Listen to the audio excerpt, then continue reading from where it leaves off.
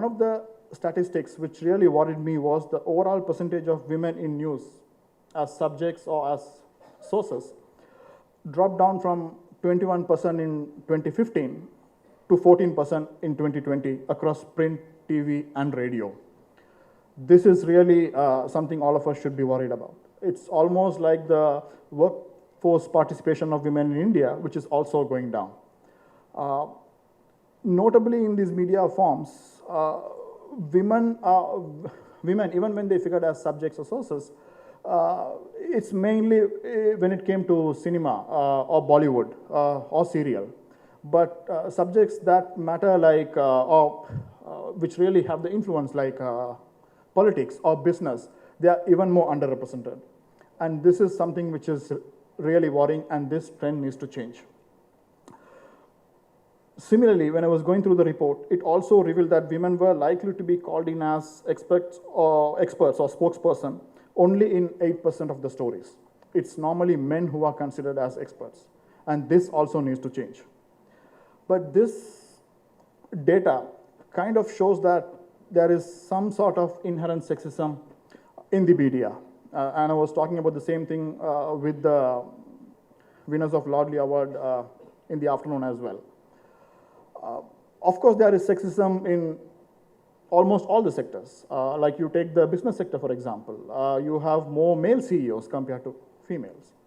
You take sports, you take politics, there is gross underrepresentation of women. I am from Unfpa, from the UN agency. Gender equality is center of all what we do.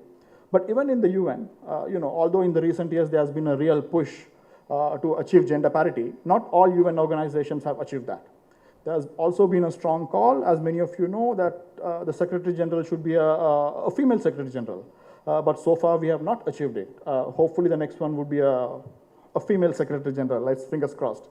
So there is still, even in the UN, there is a long way to go. But for me, media is very special because they have a lot of power. They actually influence how the society thinks. They actually shape the societal, gender, and social norms. So that power, they wield enormous influence over the society, how we think, act.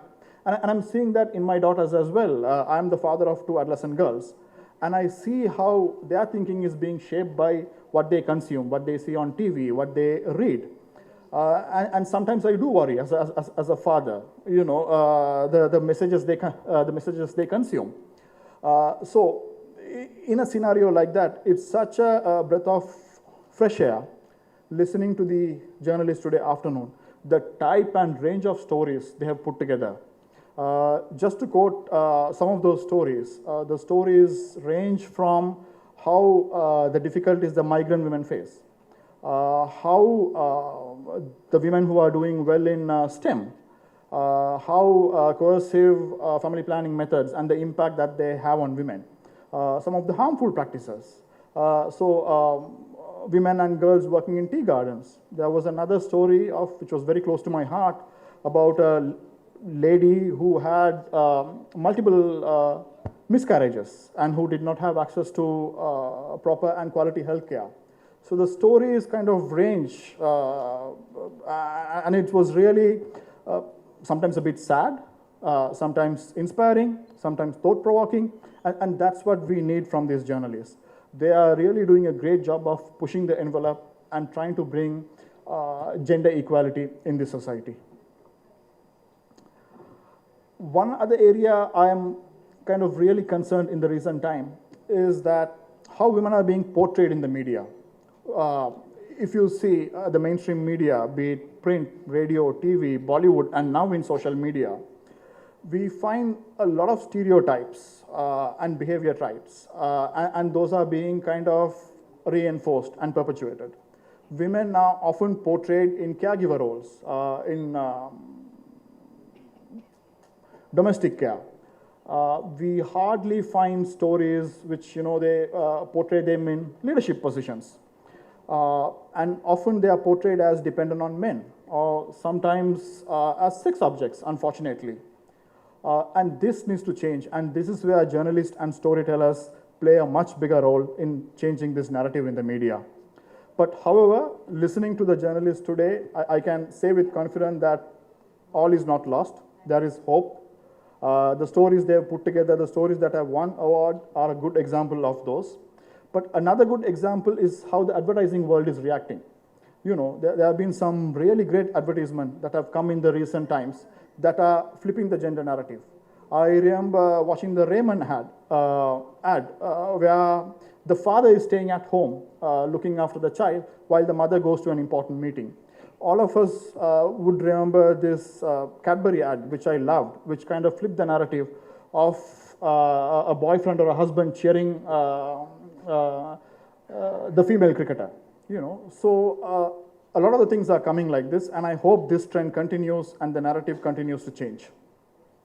So before I conclude, my appeal to you would be to keep up the good work, continue your good work. Do not be put off by the obstacles or sometimes the pushback you get from your media houses and editors.